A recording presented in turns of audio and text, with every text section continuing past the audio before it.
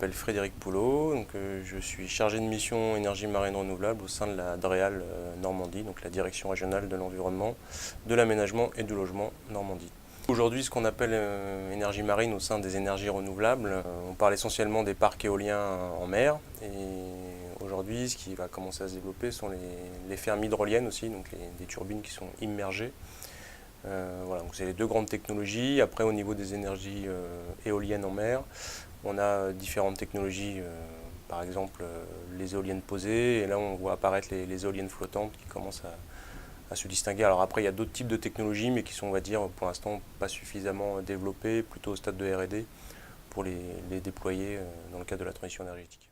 La part des énergies marines renouvelables dans le mix énergétique, pour l'instant, il n'est pas très développé. L'objectif, par contre, qui est fixé par le ministère, c'est d'avoir 100 MW de puissance installée au 31 décembre 2023. Et pour l'instant, on est en phase de transition énergétique, donc on essaye de diversifier le mix énergétique, évidemment sortir de tout ce qui est on va dire énergie thermique fossile, et puis éventuellement pallier au nucléaire pour limiter l'implantation ou la continuité des réacteurs en cours ou des plus vieux réacteurs. Les différentes tâches d'un chargé de mission énergie marine, alors elles ne sont pas forcément évidentes à appréhender pour le grand public. Néanmoins, moi, mon rôle au sein de la DREAL, c'est avant que les projets émergent.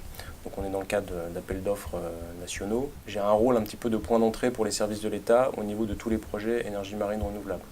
Donc c'est moi qui vais un petit peu coordonner au niveau des services de l'État les nouveaux projets, mettre en place un petit peu les dialogues avec les autres services de l'État qui sont concernés.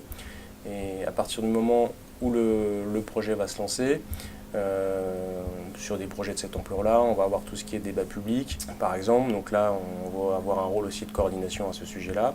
Et à partir du moment où les demandes d'autorisation vont être déposées, tout ça, ça va être transféré, on va dire, au niveau des services instructeurs, puisqu'il y a plusieurs procédures au titre du Code de l'environnement, au titre du Code de l'énergie, etc., qui sont à obtenir pour les porteurs de projets. Et donc là, en fait, ça, c'est ventilé, puisque différents services de l'État instruisent pour différentes procédures. En l'occurrence, en ce qui me concerne, moi, je vais instruire pour tout ce qui va être le raccordement électrique. Mes collègues de la direction des territoires et de la mer vont instruire pour tout ce qui est l'autorisation au titre de la loi sur l'eau et du Code général de la propriété des personnes publiques pour l'occupation du domaine public maritime, par exemple.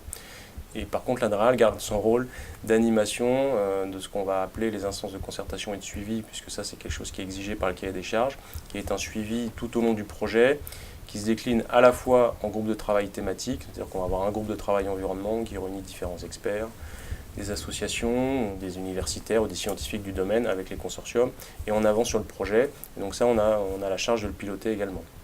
Et on va être garant aussi du suivi de tout le planning des procédures, de faire en sorte que les plannings sur des projets qui durent environ 10 ans, à partir du moment où ils se lancent, à partir du moment où ils sont autorisés, où ils se mettent en service, il se passe environ 10 ans, donc on est garant de suivre tout ça, le bon avancement de ce projet-là.